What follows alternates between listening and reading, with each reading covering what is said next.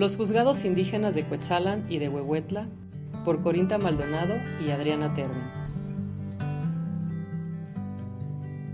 Qué triste se oye la lluvia en los techos de cartón. Qué triste vive mi gente en las casas de cartón. Viene bajando el obrero, casi arrastrando sus pasos por el peso del sufrir.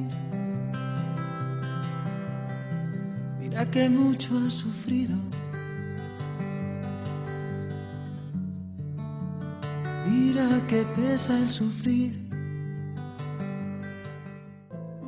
Desde el decenio de 1990 a la fecha, el reconocimiento de la diversidad étnica y cultural ha representado un gran reto para el gobierno nacional, para los movimientos indígenas, para el medio académico y para la sociedad en general.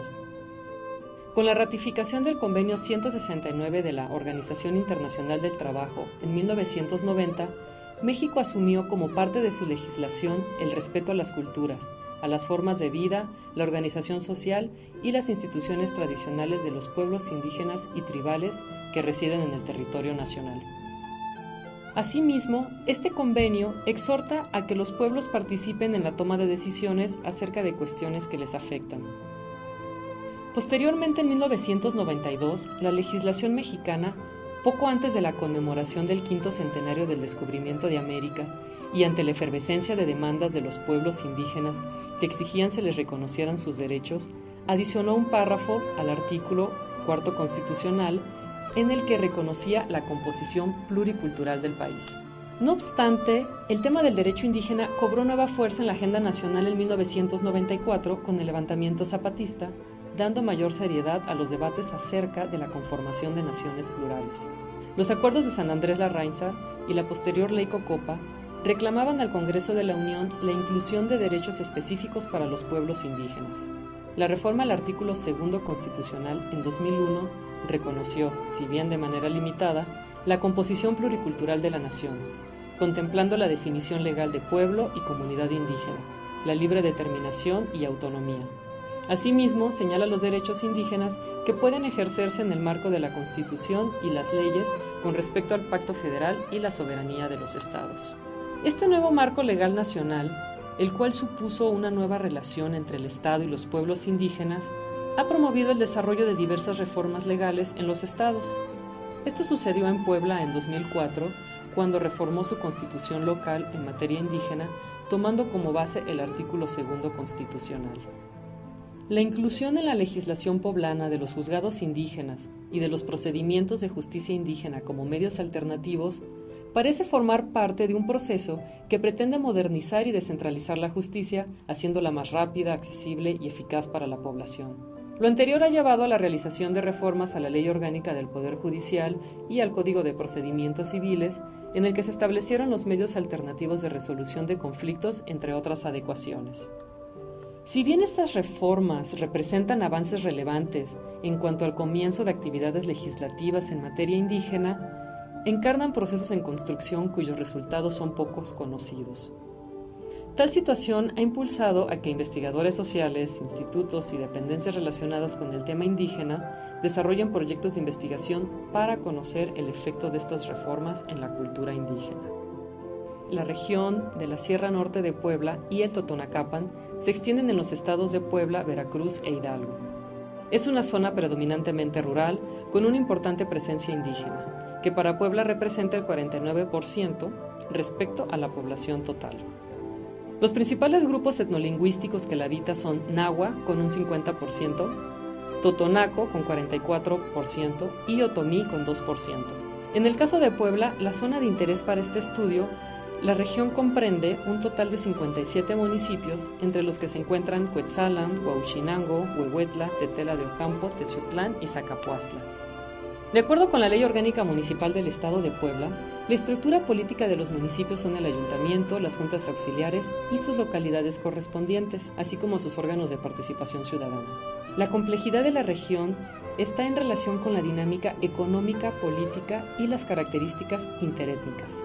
La zona alta se caracteriza por una mayor pérdida de uso de la lengua materna, quizás por una mayor interacción con la población no indígena. Existe una zona de transición donde hay varios medios de comunicación, presencia de cacicazgos y un proceso de reconstitución de la cultura indígena. Por último, en la zona media, a la que corresponden las dos regiones de estudio, predomina el cultivo de café y hay un movimiento organizativo importante que explica en parte los procesos de reconocimiento. Con la creación de los juzgados indígenas se plantean algunos cuestionamientos. Si los procesos de cambio de los últimos años entre los pueblos indígenas han significado un debilitamiento o revitalización de los sistemas normativos indígenas, si existe la posibilidad de generar una justicia indígena autónoma a partir de los espacios abiertos por las nuevas políticas estatales, o bien si dichos espacios impuestos desde arriba, al trasladar la práctica de la justicia a un ámbito en el que se involucra un mayor número de usos estatales, ¿no representa más bien una nueva forma de colonización? De esta forma, es necesario preguntarse qué pasa con la dinámica de aplicación de la justicia en los pueblos, porque esta no necesariamente ha desaparecido con la nueva oficialización de la justicia indígena. Y por otra parte, ¿qué procesos se han desarrollado en torno a los juzgados? Ya que parece que la práctica de la justicia tiene ahora 3 dimensiones. La solución interna en las comunidades sería una, otra sería en los juzgados indígenas a nivel municipal y en las instancias encargadas de administración de justicia no indígenas, como los juzgados menores o las agencias ministeriales. En este sentido, los avances en el marco legal y la instrumentación de acciones del gobierno mexicano para garantizar la protección de los derechos de los pueblos indígenas representan procesos cuyos resultados son todavía poco conocidos. De aquí la necesidad de realizar este estudio que permitió generar información de estos procesos y valorar y justificar posibles adecuaciones tanto en el marco legal como en las acciones instrumentadas en este campo, a fin de permitir la administración y aplicación adecuada de la justicia. Hoy es lo mismo que ayer, es un mundo sin mañana. Qué triste se oye la lluvia en los techos de cartón. Qué triste vive mi gente en las casas de cartón. Niños color de mi tierra, con sus mismas cicatrices, millonarios de lombrices. Y por eso, qué triste viven los niños en las casas de cartón. Qué alegres viven los perros en casa del explotador. Usted no lo va a creer, pero hay escuelas de perros y les dan educación para que no muerdan los diarios. Pero el patrón hace años, muchos años, que está mordiendo al obrero. Oh, oh, oh.